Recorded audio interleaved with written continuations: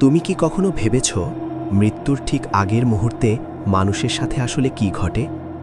কবরের ভিতরে কি হয়, আত্মা কোথায় যায়, কেন কেউ শান্তিতে মৃত্যুবরণ করে আর কেউ ভয়ঙ্কর যন্ত্রণায়? আজকের এই ভিডিওতে আমরা জানব ইসলামের দৃষ্টিতে মানুষের মৃত্যুর মুহূর্ত থেকে কবরের জীবন পর্যন্ত পুরো ভয়ঙ্কর ও বাস্তব সত্য, যা জানলে হয়তো আজ থেকেই বদলে যাবে তোমার জীবন। বলে রাখি, এটা একটা explain review. Original video link আমি ডেসক্রিপশন বক্সে দিয়ে দিব, চাইলে সেখান থেকে দেখে আসতে পারেন।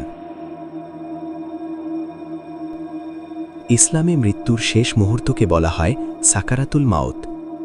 এই সময় মানুষ শুধু শারীরিক নয়, ভয়ঙ্কর মানসিক ও আত্মিক যন্ত্রণার মধ্য দিয়ে যায়। আত্মা যখন শরীর থেকে বের হতে শুরু করে তখন পুরো শরীর কাঁপতে থাকে, যেন প্রতিটি শিরা উপশিরা থেকে জীবন ছিঁড়ে নেওয়া হচ্ছে। এই মুহূর্তেই মানুষ বুঝতে পারে দুনিয়ার জীবন শেষ, সামনে শুরু হচ্ছে চিরন্তন জীবন। মানুষ মারা যাওয়ার সাথে সাথেই তার কাছে ফেরেশতারা আসে।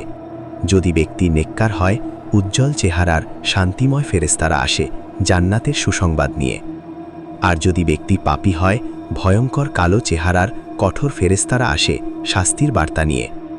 ফেরেশতাদের চেহারা নির্ভর করে মানুষের দুনিয়ার কাজের উপর। এরপর আসেন মৃত্যুর প্রধান ফেরেশতা হযরত আজরাইল। তিনি আত্মাকে বের হওয়ার নির্দেশ দেন। মুমিনের আত্মা বের হয় খুব সহজে, যেন পানির ফোঁটা পাত্র থেকে বের হয়ে যায়।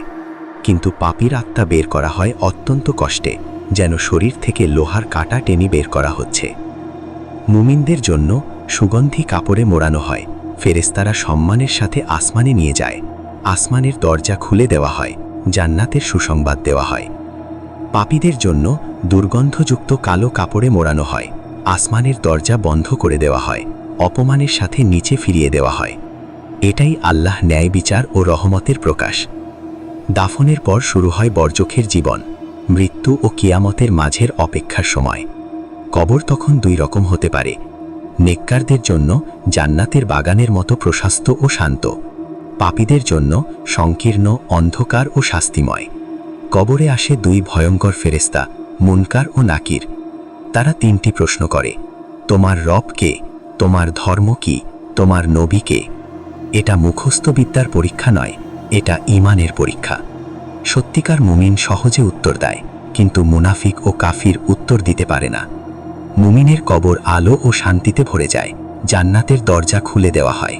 পাপীদের জন্য কবর হয়ে যায় শাস্তির স্থান। এভাবেই শুরু হয় আখিরাতের প্রথম ধাপ। ইসলামে একটি গুরুত্বপূর্ণ বিষয় হল, মৃত্যুর পরও জীবিতদের আমল মৃত ব্যক্তির উপকার করে। সন্তানের দোয়া, সাদকা, ভালো কাজ, কুরআন তেলাওয়াত, এসব মৃত ব্যক্তির শাস্তি কমাতে পারে ও মর্যাদা বাড়াতে পারে। একদিন আমাদের সবাইকে এই পথেই যেতে হবে। এই দুনিয়ার জীবন খুবই অস্থায়ী, কিন্তু আখিরাত চিরস্থায়ী। তাই আজই সময় নামাজ, কোরআন, ভালো কাজ এবং আল্লাহর কাছে ক্ষমা চাওয়ার।